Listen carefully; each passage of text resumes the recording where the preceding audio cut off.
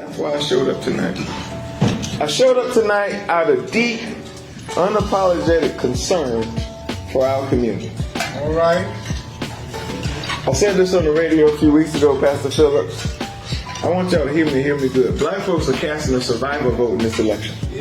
My God. And for black men, we are the most consequential and decisive voting bloc in a generation.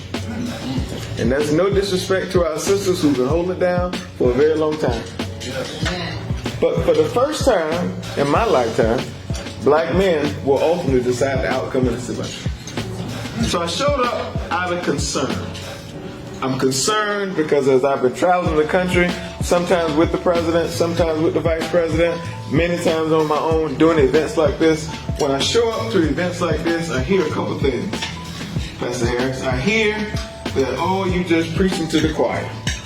And my direct response is sometimes the choir need choir rehearsal in order to be on the same page. When I show up to events like this, people tell me that we know everything you're going to say. And then I ask a simple question is, run the tape on if you can tell me who all of your elected officials are from the president to the precinct. And then people get up and walk out the room because they don't know.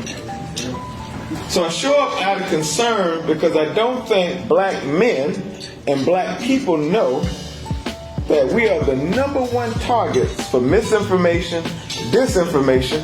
Down south we call it lies. So when you hear things or you read things on the internet, just because you read it doesn't make it true. That's right. Just because Stephen A. Smith says it doesn't make it valid. Just because Charlemagne the God is a black man who has a radio show and says whatever for ratings does not make it true. That's right. So I show up out of concern tonight. I show up out of concern because when you go to a barbershop, the Black Men's Sanctuary, I showed up out of concern tonight because I hear, well, Joe Biden and Kamala Harris ain't did nothing for us. They say our vote does not matter. I hear from black men, Donald Trump did more for us than Joe Biden and Trump. Y'all heard it. Raise your hand if you heard that too. I've heard. Somebody say the devil is a liar. The devil is a liar. The devil is a liar. So I showed up tonight in one vein to correct the record. And let's do what we say in my community, run the receipts. When this president was a candidate, he did what no other president or no other candidate in history had the guts and the steel spine to do. He put a black woman as his running mate by the name of Kamala D. Harris. When he became president of the United States, he did something that not even Barack Obama did when he became president. His first speech, his acceptance speech said, I would not be here if it wasn't for the black vote. When he became president, he put more black people in his cabinet than any other president in the history of this country, including Marshall Fudge as the HUD secretary right here from Cleveland, Ohio.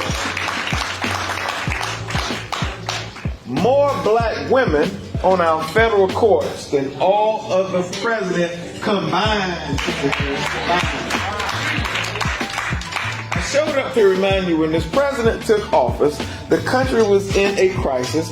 I said during that time on CBS where I work, I said when America has a cough, black America has the flu. And we knew how that played out. We were dying at clips that nobody never imagined. At that time, I was serving as an advisor to Andrew Cuomo, the former governor of New York, and I never forget being on those calls every morning at 5:30 a.m. before he addressed the press. Literally, they were taking 18-wheelers from across the country, shipping them to New York, building shelves, storing bodies because people were dying at high rates. And most included an uncle who passed away due to COVID. So when this president took office, he said, we're going to put shots in arms. We're going to put money in people's pockets. We're going to give $100 million to help save black and brown businesses. We're going to give $40 billion to keep people in their homes. We're going to make sure that our schools are open. Jim Clyburn and I were on the phone with the president day 2 in office and said, Kids are not in school. We need to make certain that school buses, libraries, and homes have access to the internet so they can learn virtually. That happened in the first 6 months. And this lie floating around on the internet that Donald Trump gave people checks is a lie from the pits of hell, because those $7,500 checks that some of y'all got came by way of the American Rescue Plan that was brought to you by Joe Biden and Kamala Harris, and we cut black child poverty in half first 6 months on the job. And the president said, okay, I remember being at the White House, sitting in the Oval Office. He said, no, we've been talking about infrastructure for a very long time in this country, but it's time we do something about it. So he said, let's pass the bipartisan infrastructure law. The bipartisan infrastructure law fixed roads, bridges, airports, but gave every household in this country access to the internet, replacing lead pipes in our community to the tune of $80 billion so that we don't suffer generationally from asthma and some of those things that young black kids suffer from, like young Antoine Seawright. Then they said, okay, Mr. President, you've done all that. That's enough. Nobody's done work like this since they became the presidency, not even the historic Barack Obama. But the president said, we got work to do. So he put together a group of folks. I remember being in the vice president's office at the time. He said, we're going to pass the first piece of gun legislation in 30 years. They said it could not be done. But by golly, the legislation is signed into law today.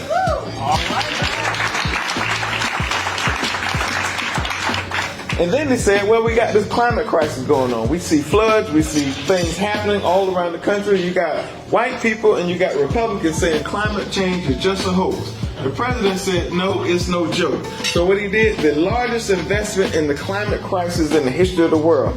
Clyburn and I got on the phone with him as they were negotiating the bill, as Clyburn's wife, late wife, died because of diabetes. Said, Mr. President, we need to do something about insulin in this country because too many people are suffering. The president, Reverend Raphael Warnock, senator from Georgia, Jim Clyburn, all on the phone. We get on the phone and they say, you know what? We're going to make certain that we lower the price of insulin at $35 a month for seniors in this country. Yeah. And just in case you're a senior and you don't use insulin, starting in January